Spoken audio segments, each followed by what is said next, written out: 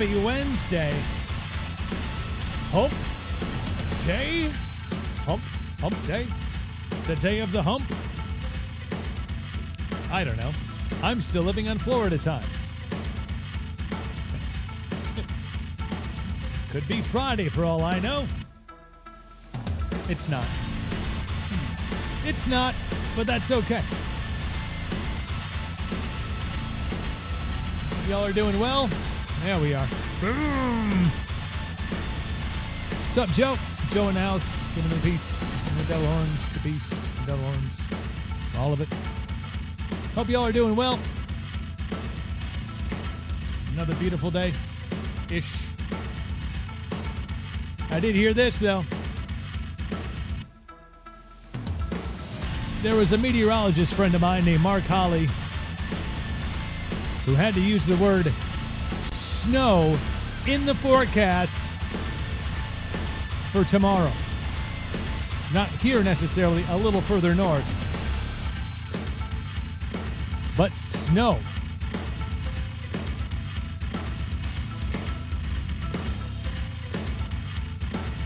What the fuck is that about?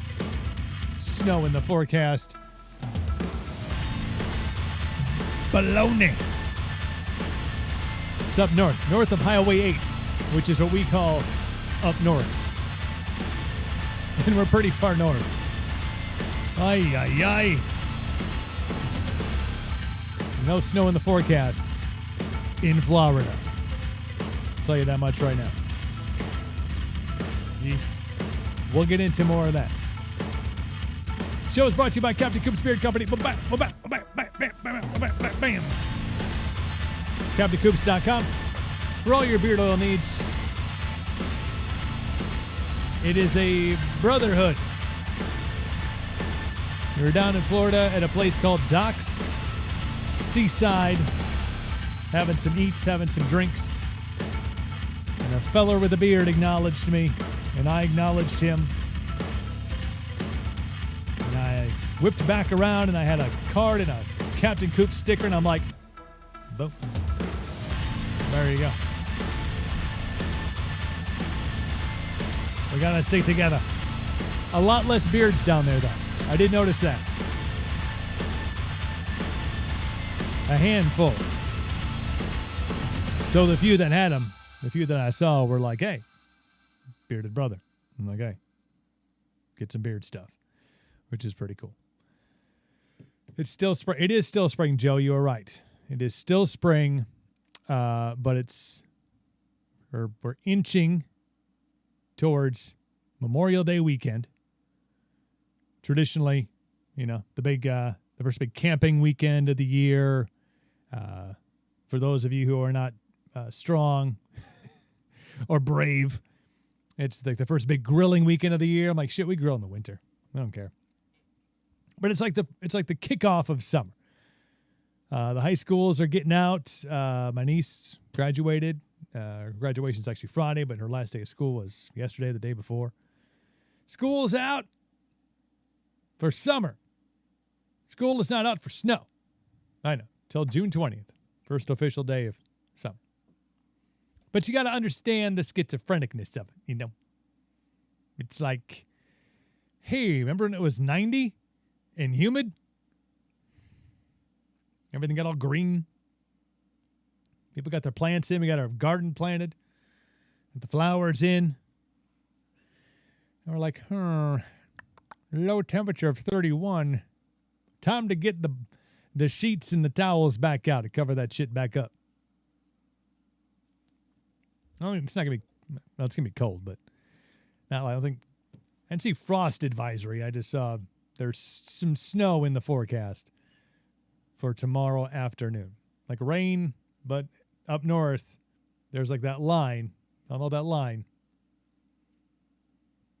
Rain, it's green, then it's purple, and then it's blue. Wait a minute. This is not what I bargained for. But Joe, you're right, though. It is not officially summer yet.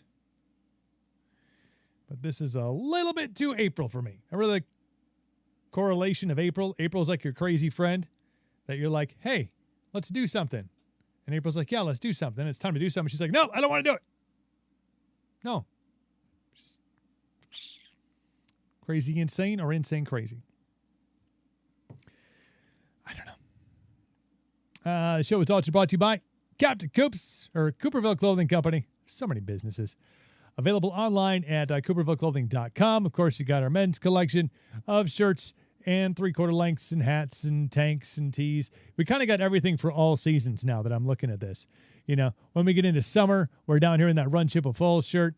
And then, we also have hoodies and shit.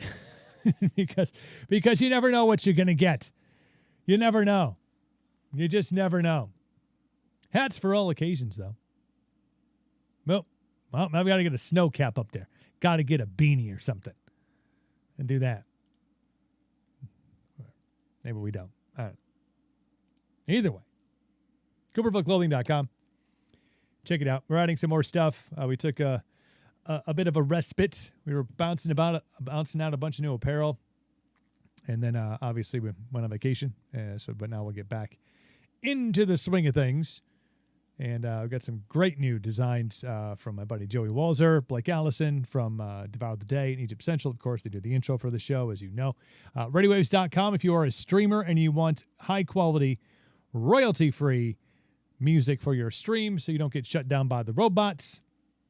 ReadyWaves.com. You want some custom stuff done? Maybe you're a gamer.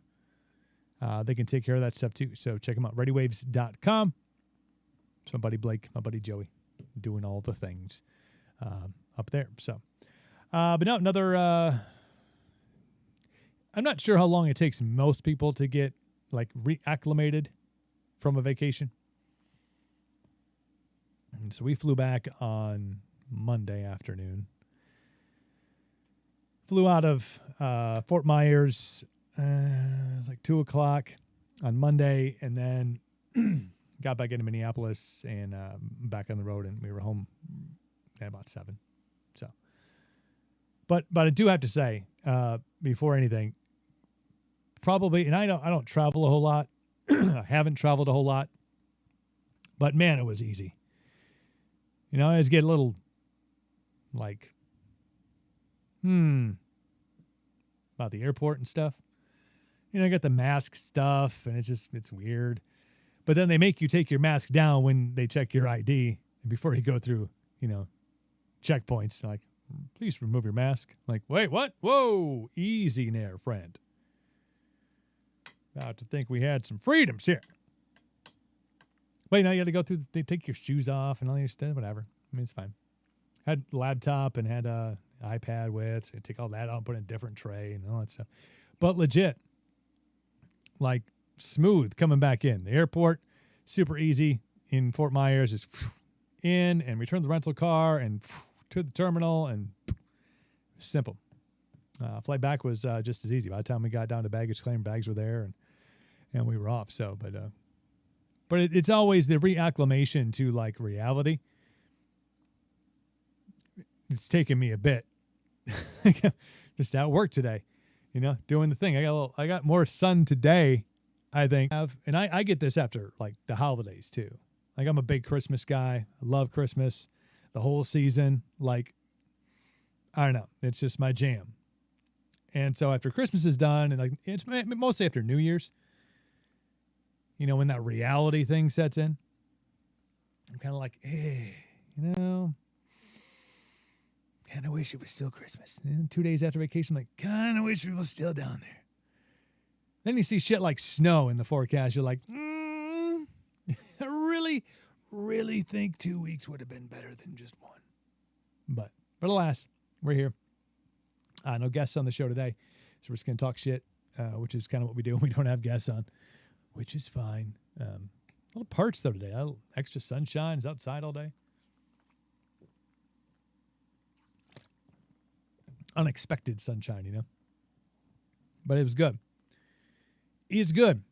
I did notice this while I was gone. I did have a chance to kind of scan through in the morning, get up, have a cup of coffee, go sit by the pool, and it's like 70 degrees already. But there was a lot of alien talk roaming about the interwebs while I was gone, and Joe, you know, anybody else who's watched the show before, you know that I'm into that shit. Like, I'm in.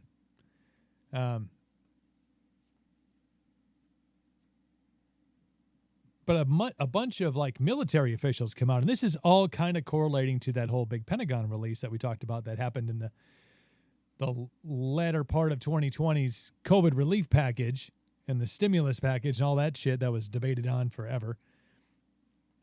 It was like, oh, by the way, release a bunch of a bunch of Pentagon stuff about unidentified flying objects. Well, this was interesting. This comes from the Daily Wire. A former U.S. military official spoke to CNN's Chris Cuomo on Monday, following a bombshell report published by CBS News 60 Minutes on Sunday night about UFOs that the military is encountering. Both segments come ahead of the report the Department of Defense is supposed to deliver to Congress next month. Former Director of National Intelligence John Ratcliffe said in a recent interview that the findings will shock people because, frankly, there are a lot more sightings that have been made public.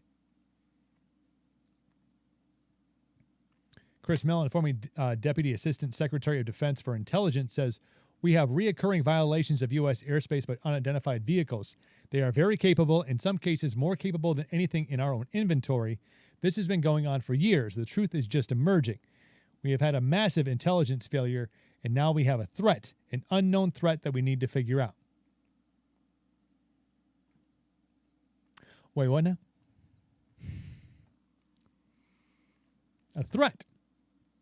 This is kind of the first time the word like that I've heard threat kind of thrown out there, you know? Like you think threat because you've seen movies like Independence Day, you know? You're like, oh shit, they're coming to get us. But a lot of the research, like the factual stuff, it feels like they're more observatory.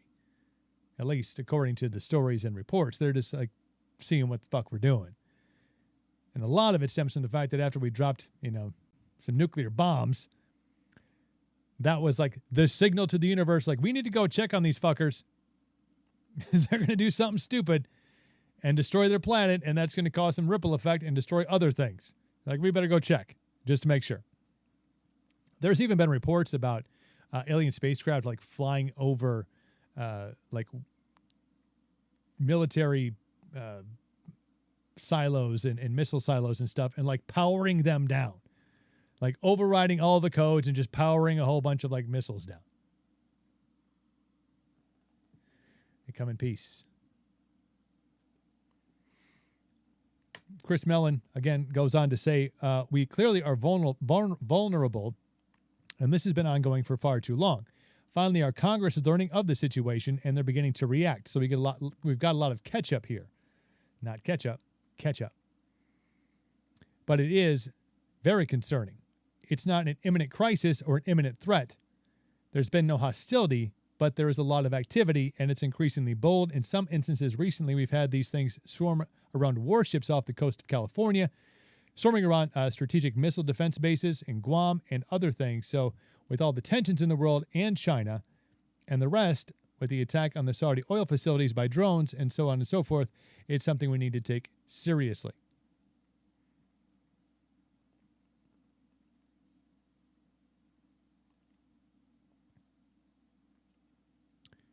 Sean Cahill, U.S. Navy Chief Master at Arms, retired, says the 5 observables indicating a technology that outstrips our arsenal by at least 100 to 1,000 years at the moment. So the stuff that are in our arsenal at the moment. A little bit spooky.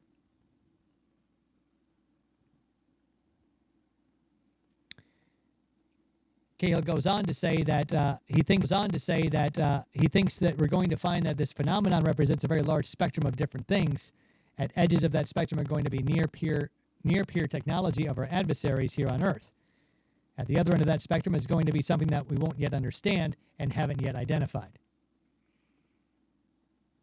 Spooky. That's a little cray. Bob Lazar. Jeremy Corbell is doing great, continues to do great work in this field, continues to do the research, continues to follow the stories and the leads and the leaks and all the other stuff.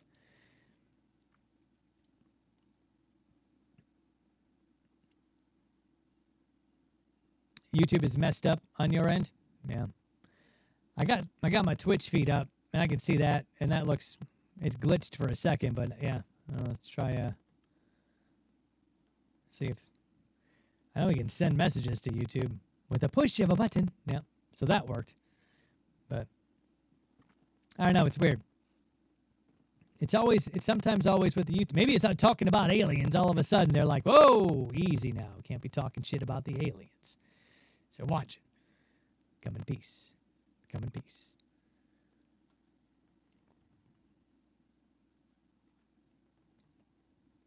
A lot of different stories. Barack Obama, former president of the United States, keeps trying to refresh. See what happens when you jump over on the Twitch there, Joe. See if the Twitch works. I don't know. According to Barstool Sports, Barack Obama says there are things that he can't tell people about aliens. The former U.S. president has hinted that he knows about extraterrestrial life but is unable to reveal any information to the public. Speaking during an appearance on The Late Late Show with James Corden, Obama said, when it comes to aliens, there are just some things I can't tell you on the air.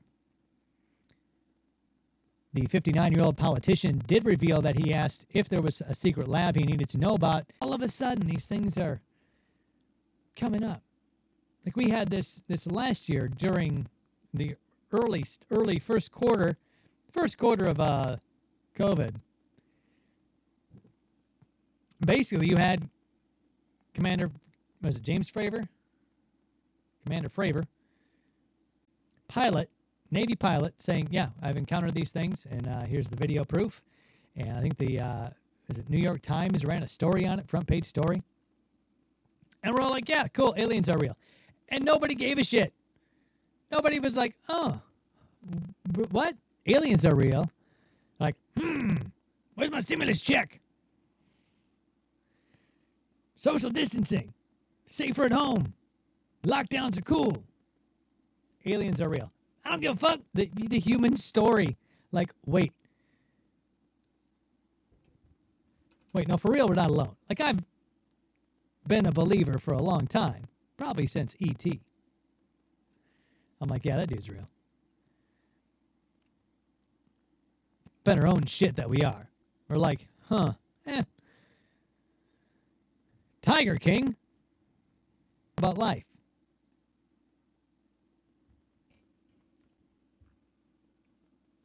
Aliens. Real things. Real. Spacecraft. UFO. Real. Admitted at the highest level. And we're like, okay.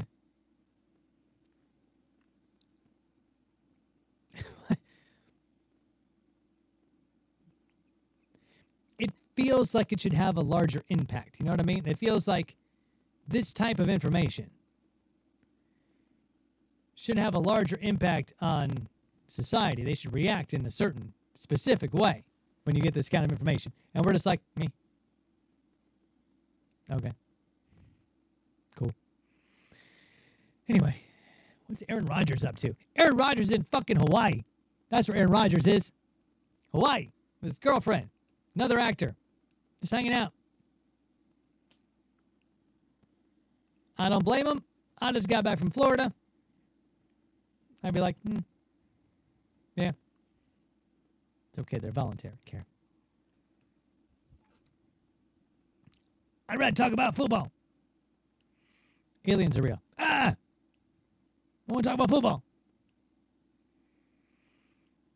You know me, I love football. Bill Michaels on. Joe DeGuano. People talking sports and shit. I like it. But, honestly, I haven't used conspiracy theory cam once. Do you know why? Because it's not a conspiracy theory when it's real. That's why. I do love that camera, though. I love the tone. I love the tone, and my chat box shows up, like, right there. Aaron who? Aaron who? Some guy. Some freaking guy. He's in D.C. You can go find him. Alien's going to come down and, like, take me to your leader. who's in charge here. And even before I saw him live, I understood. And he, sure. Not anymore. Or they've made it so dangerous in terms of being canceled that comedy movies are something you no longer can do. You can never be woke enough. That's the problem, he proclaimed. It keeps going. It keeps going further and further and further down the line. And if you get to the point where you are, where you agree to all their demands, it'll eventually get to straight white men not being allowed to talk. Because it's your privilege to express yourself, and other people of color have been silenced throughout history. He continued, it will be, you're not allowed to go outside because so many people are imprisoned. We're in prison for so many. He was interrupted by a laugh. I'm not joking, the 53-year-old podcaster said. It will really get there. It's that crazy. We just got to be nice to each other, man. And there's a lot of people who are taking advantage of this weirdness in our culture, and then that becomes their thing. Their thing is calling people out for their privilege, calling people out on their position. It's fucking crazy times, he concluded, capping off a hot take that spawned a trending topic on Twitter overnight. Rogan boasts more than 11 million listeners to his podcast, which is acquired by Spotify to the tune of $100 million last year. Yeah, so the fallout, of course, by the woke mob. This is what happens when you call out the woke. They're like, what? How dare he? It was fucked up because they called him out for the exact same thing that he was expressing. He said, they'll call you out, and they did. Because that's... You can, by the way. Side note, you can. But if you express that opinion in an open forum, or even for somebody like Rogan, who's obviously a ton of listeners, I want to wrap up with this story. I never thought the state of Maine would be the place to go out.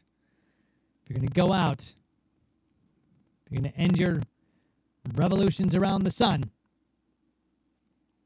it's from Edgar Allan Poe. Is about to legalize Viking-style funerals and let you literally go out in the blaze of glory.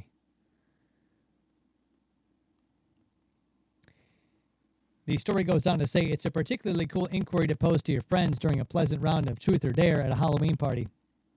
How might you need your burial service to be? There are a lot of approaches. Obviously, it's a rarity indeed, considered that the prospect of making arrangements for our own post-mortem occasion is exactly a sweet one. In any case, if you somehow manage to fantasize how you'd like your burial service to be, normally the world would be epic.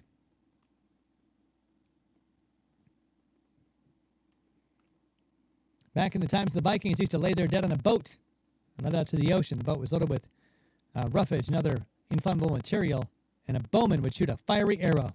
When the boat was lighted up, it turned to a magnificent sacred fire.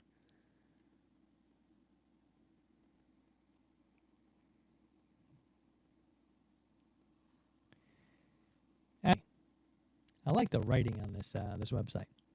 I like it. But there's a new opportunity that is taking hold. There have been rumors that a similar proposal has been made in the state of Maine, which could then legalize this burial-specific bill will go on the desk of Good Ground Great Beyond, the Funeral Administration Association that performs unconventional burial services. Assuming the bill is passed, any charitable association with at least 20 sections of land to their name might be allowed to hold a Viking memorial-style service.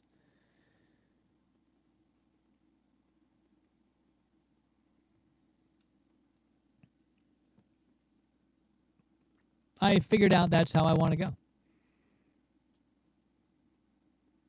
Viking style. Put me in a boat. Bunch of stuff in it. I want somebody to shoot an arrow.